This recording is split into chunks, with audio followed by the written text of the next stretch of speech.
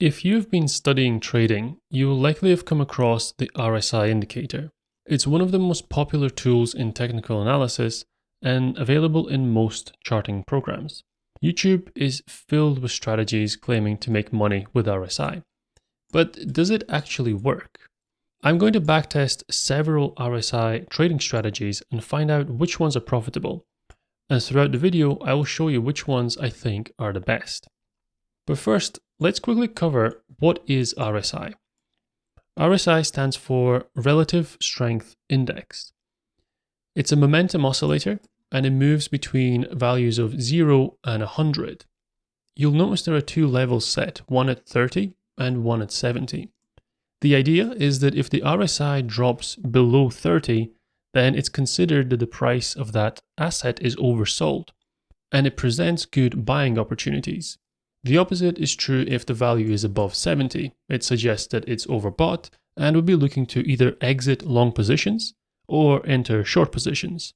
I'll begin the backtest with the simplest variation of the RSI strategy, which is that I'm going to wait until the RSI drops below this lower threshold of 30 and it closes at that point.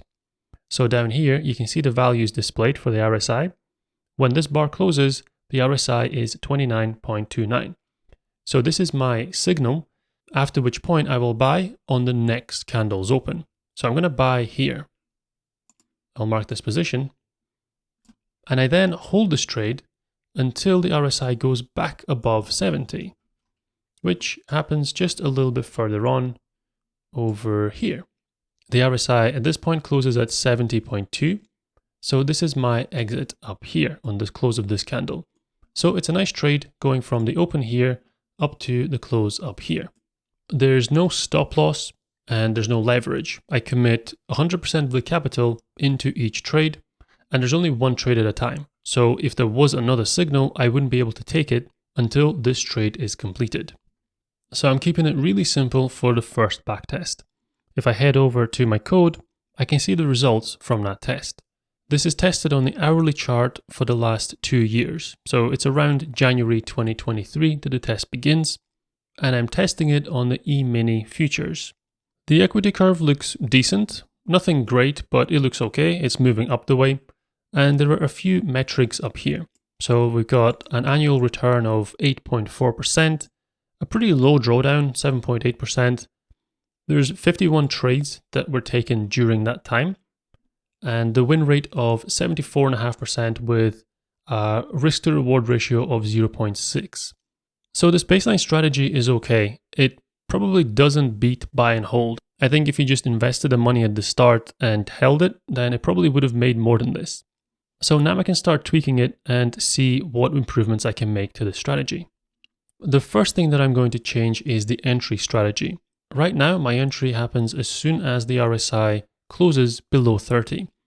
So if we look at this example, the RSI actually stays below 30 for quite a while, and during that time, the price continues moving down. So if I was to enter when RSI goes below 30, well, that happens right around here.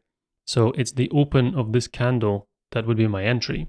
Instead, I'm going to wait for some confirmation in the form of the RSI crossing back above the 30 line, which happens a lot later on, right around here.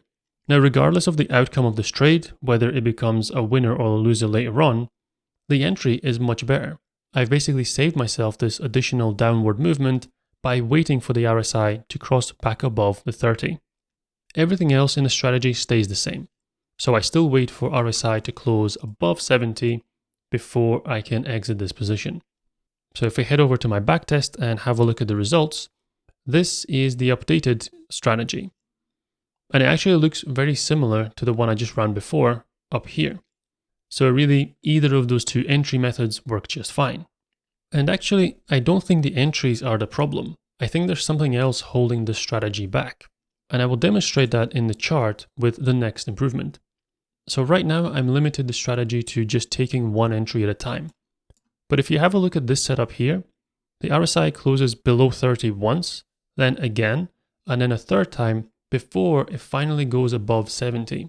In both of the previous strategies, the first entry here is the only one that would count.